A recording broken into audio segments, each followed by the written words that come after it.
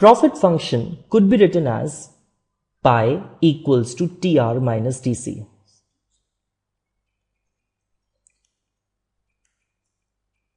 What is the total revenue? Total revenue is the price at which you are selling your product per unit price into the amount of units which you are selling. Say for example, you are selling 5 units of your product at $5 each. So the total revenue which you have is $25. So this part is the total revenue. You can write your Q as, this Q is basically the production function. Q is equal to FKL. So it is the relationship between the inputs and output. It is telling you the maximum amount of output which you can produce with a given amount of inputs, K and L. Okay. What is the total cost here? Total cost is the cost of using labor and the cost of using capital. Say for example, you are using say 2 units of labor and 2 units of capital. Fine. Per unit cost of labor is 3 and per unit cost of capital is 4. So what is the total amount of cost which you have is 6 plus 8, which is 14. Fine. And this part is hence the total cost part. So this is a profit function.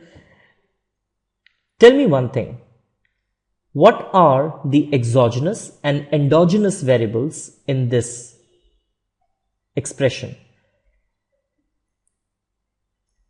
If you look at this, P, supposedly if this is a perfectly competitive industry, price is given to the firm. Okay.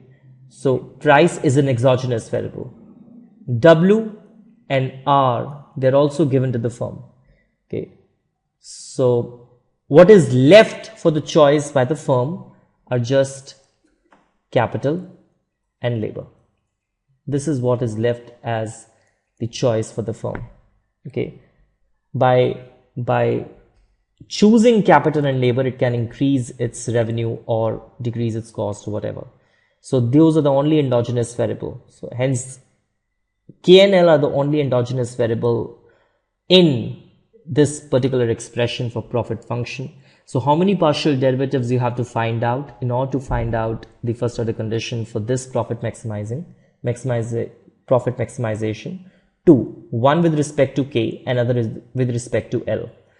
So del pi by del K is P Fk minus R equals to 0. And what is del pi by del L? P Fl minus W equal to 0. Okay. This Fk is basically, I should write it here. Fk is basically del F by del K. Okay. This again is a function of capital and labor. Fine. So this Fk is again a function of capital and labor. Now, you can simplify this to say that Pfk should be equal to R and Pfl should be equal to W. Okay.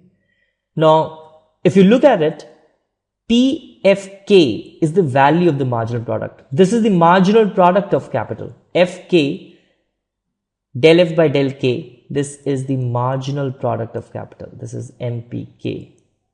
This is the marginal product of labor, MPL. Okay. So P into MPL would be the value of marginal product of labor. P into MPK would be the value of marginal product of capital. Okay, it should be equal to R and this should be equal to W. Fine. So at equilibrium, value of marginal product of capital should be equal to the price of capital, which is R, and value of marginal product of labor should be equal to W, which is the price of labor. Okay. Okay.